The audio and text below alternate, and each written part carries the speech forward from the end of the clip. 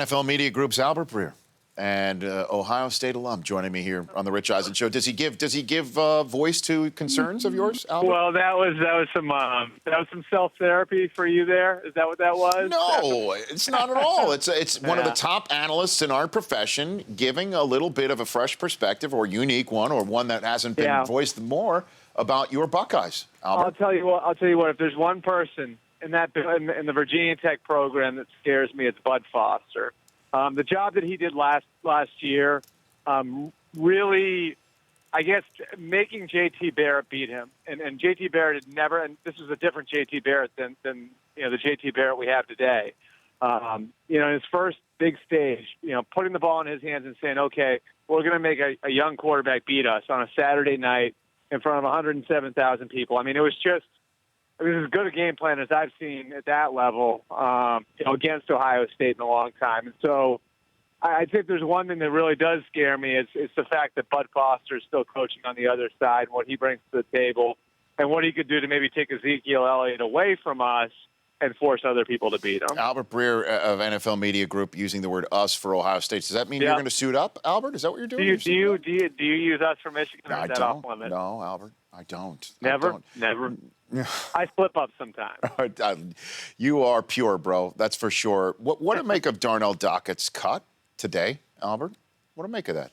Well, I mean, I think it's look, he was a high-priced player for the Cardinals for a long time, and one thing I've learned covering the league is how quickly guys fall off, and how quickly it happens. And when you're not covering the league day to day, you kind of miss those things where a guy goes from all pro to out of the league in 2 years. And I think this is one of these cases. Look, the Niners culture is at best very, very sideways right now. After everything that they've been through over the course of the last 6 or 7 months. You remember how Dockett was when the culture went sideways in Arizona at the end with Ken Wisenhunt. And, he's a strong veteran voice in a locker room that is probably still trying to find itself after all of the retirements they had in the offseason and losing the coaching staff. And the way that, a lot of players, I don't think I'm putting it too bluntly when I say a lot of players quit on the year at the end of the year last year. And so I think that there's an element of trying to get that locker room right before you even worry about getting the team in a position where you can get back into the playoffs again, and so I really look at the Niners as being a from the ground up operation now. I don't think they're going to be very good. Is that what we should read into Jim Trotter's tweet a couple of hours ago saying the chatter coming from the 49ers locker room is not good at all? It was very cryptic, and I don't know exactly what JT was talking about there. So right. I'm not sure exactly where he was coming from. All I can say is that my feeling on it is that that's not the healthiest place right now. And I think Jim Tomsula's got a very, very challenging task in front of him, in not only replacing Jim Harbaugh, but also, steering the team through, some of the chemistry issues they had at the end of last year. And, I think that's job number one, again, for Jim Tomsula is trying to get the chemistry right in the locker room that was really a mess at the end of the year last year. Well, one of my favorite coaching cliches is when a coach says, I don't have a crystal ball, and we don't have it in the media either. But that said, I'd like you to bust yours out and read into it about some names I'm going to read off to you. Sure. Your quick hitting thoughts on whether they make a roster. Or let's put it this way, the current roster. Because I believe Jarrett Hayne has earned a roster spot somewhere should the 49ers in some way not consider him to be worthy of theirs. Albert, what about Jarrett Hayne? I think Jarrett Hayne makes the roster because I think it's tough to get him through waivers right now. Ultimately, he's the type of guy you'd like to develop on your practice squad. But, he's the athleticism, the strength that he's shown early on. I don't know if you can risk it and roll the dice with a guy you've already invested a few months in developing. I think you put him on your roster and you find a way to have him contribute maybe in a special teams role early on and continue to develop him. Yeah, we just saw the punk hit he laid on. Yeah, it was crazy, right? Sandy. For a guy who, when was the first time he put on a football helmet? It's crazy. It's remarkable. What about Tim Tebow? I knew his name was coming, so I was prepared for that. Attaboy. I think this is like 50-50. To me, this is a coin flip. I think he makes the roster. I think it's very, very close, though. Obviously he played well last night. It's always dangerous to put too much stock in the fourth preseason game, but I think that he's shown Chip Kelly enough. I think what we saw, the way he was used in the preseason in some of the two-point situations shows that maybe they're willing to look outside the box to find a way to use him. And I think Barkley was better as a quarterback in the preseason from end to end. I don't think that part of it's all that close, but I don't know that Barkley has done enough overall to push Tebow off the roster. How many quarterbacks did the Bills take into the season, do you think? I want to say, they're going to have I think they're going to have a third quarterback on the roster in the practice squad. I'm going to say 2 right now, and Matt Castle doesn't make it because of his price tag. A big part of me wants. A big part of me wants to say E.J. Manuel is going to be gone. I know Doug Whaley still thinks there's something there, though. Matt Castle was kind of the safe choice all along, right? Tyrod was always Rex's guy. I think Rex was prepared to name him the starter in May. And Whaley has really kind of insisted to the coaching staff through this whole thing that he still thinks that there's something there to develop with Manuel. Of course, that's his first draft pick. So, as the general manager, he's about to become the general manager when they pull the trigger on that. So he's got some skin in that game too.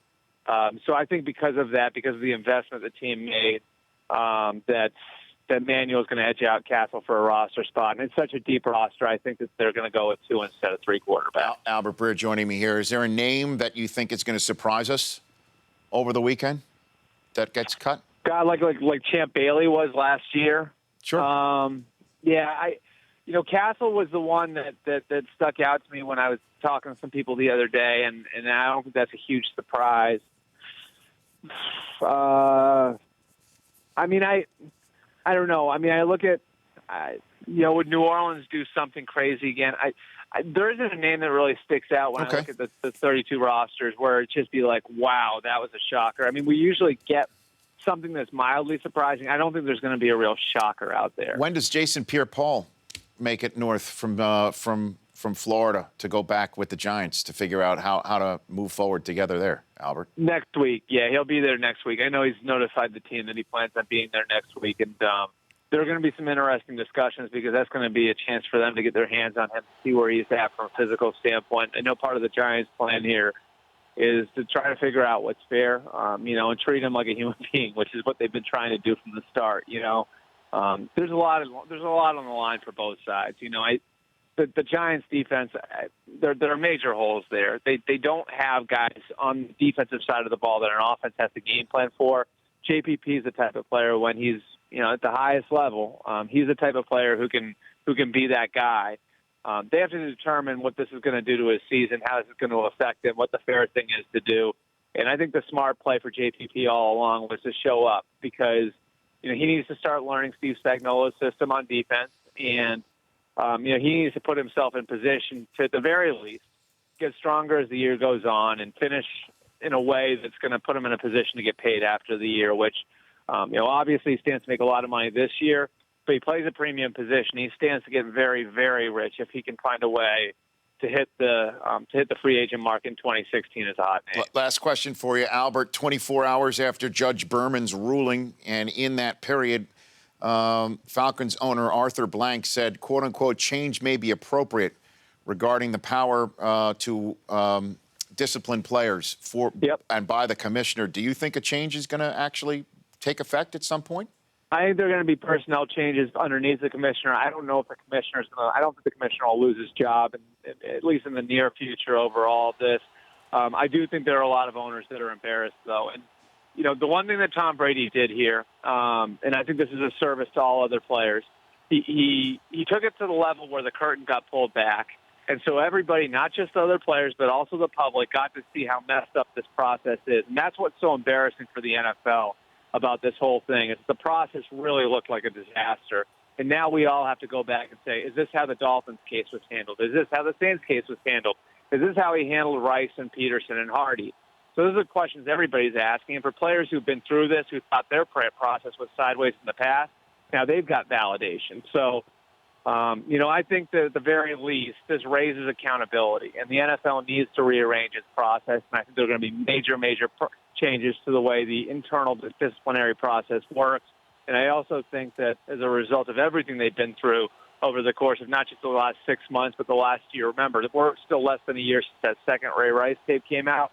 I think there are going to be some personnel changes as well. Albert, thanks for the time. Really appreciate it. Anytime, Rich. Have a good Labor Day weekend. That's Albert Breer, NFL Media Group, joining me here. The Rich Eisen Show, weekdays at noon Eastern. On Audience.